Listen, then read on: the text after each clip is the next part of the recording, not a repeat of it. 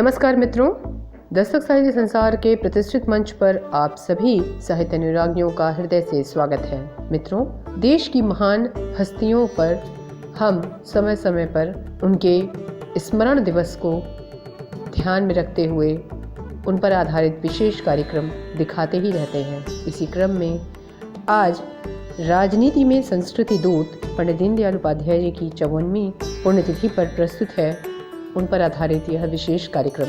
पंडित दीनदयाल उपाध्याय राष्ट्रोन्मुख प्रवृत्ति के अग्रणी दिग्दर्शक तेजपुंज रहे हैं। उन्होंने सतत प्रवाहमान भारतीय ज्ञान परंपरा की समय सापेक्ष व्याख्या दी है।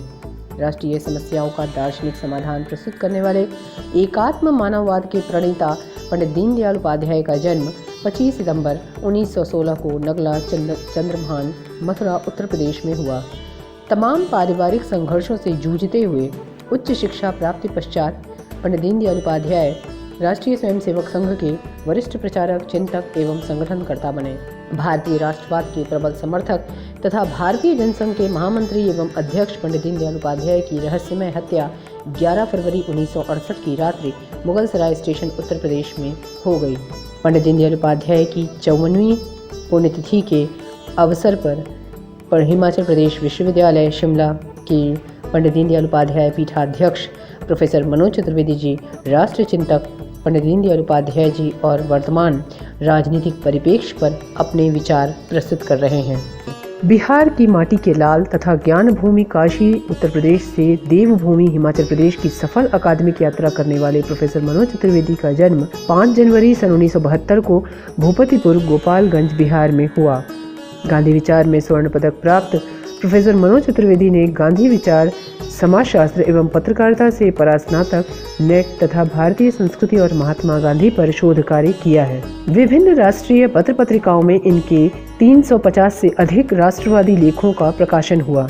इनकी प्रकाशित पुस्तकों में भारतीय संस्कृति और महात्मा गांधी, FDI का मायाजाल, महात्मा गांधी और संवाद कला, अटल गाथा, पंडित दीनदयाल उपाध्याय कुशल संगठक तथा सामाजिक समरसता एवं भारतीय संत सहित 15 पुस्तकें हैं।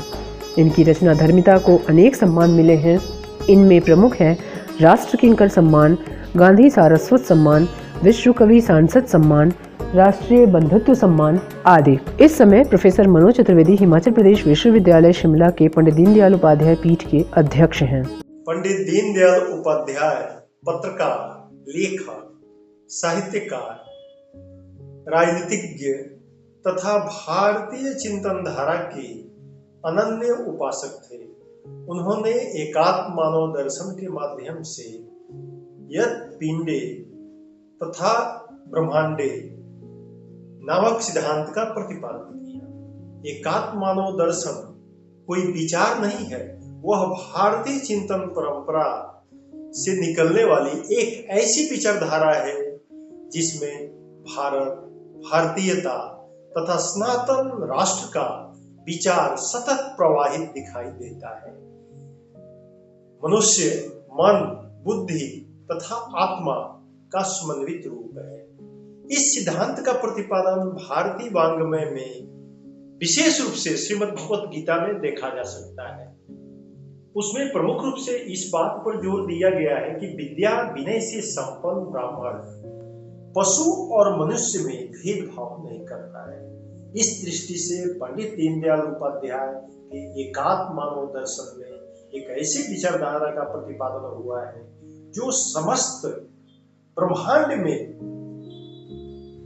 पशु, पक्षी, वृक्ष, पहाड़, पठार सब में समता की भावना का प्रतिपादन करता है। इस समतावादी सोच के प्रतिपादक आदि शंकर भगवान महादेव है और उसमें सहधर्मिणी प्रकृति स्वरूपा माता पार्वती है। इस विचार का प्रतिपादन करते हुए दीनदयाल जी भारतीय चिंतन धारा के उन प्रमुख राजनीतिक विचारकों में स्थान बना लेते हैं जिसमें आचार्य चाणक्य, दयानंद सरस्वती, अरविंद घोष, महात्मा गांधी, कणाद, कपिल, महर्षि पतंजलि इत्यादि आते हैं। इस दृष्टि से दीनदयाल जी ने भारतीय चिंतन धारा के माध्यम से एक ऐसी विचारधारा का प्रतिपादन किया जिस कालखंड में मार्क्सवादी विचारधारा ने संपूर्ण विश्व को अपने आप में समाहित करने का प्रयास किया था, लेकिन यह विचारधारा त्याग में भोग के स्थान पर भोग की लिप्सा को बढ़ाने का कार्य करती है। ऐसे समय में भारतीय चिंतन धारा के अनन्य उपासक दीनदयाल जी ने भारत भूमि में त्याग में भोग पर अत्यधिक बल दिया, क्योंकि हमारी चिंतन धारा में भोग का स्थान अत्यधिक नहीं है। समाज में त्याग में भोग को स्थान देने से समाज के जो निचले तबके के व्यक्ति हैं, समाज के जो पिछड़े हुए व्यक्ति हैं, समाज के जो दलित व्यक्ति हैं, जो उपेक्षित व्यक्ति हैं, वे समाज के बड़े वर्गों से, समाज के शिक्षित वर्गों से, समाज के ज्ञानी वर्गों से प्रेरणा प्राप्त करते हैं। वर्तमान भारतीय राजनीति में इसका विकृत रूप दिखाई देता है। आज सामाजिक जीवन के विभिन्न क्षेत्रों में जातिवाद, क्षेत्रवाद तथा अत्यधिक धन बल को देखा जा सकता है।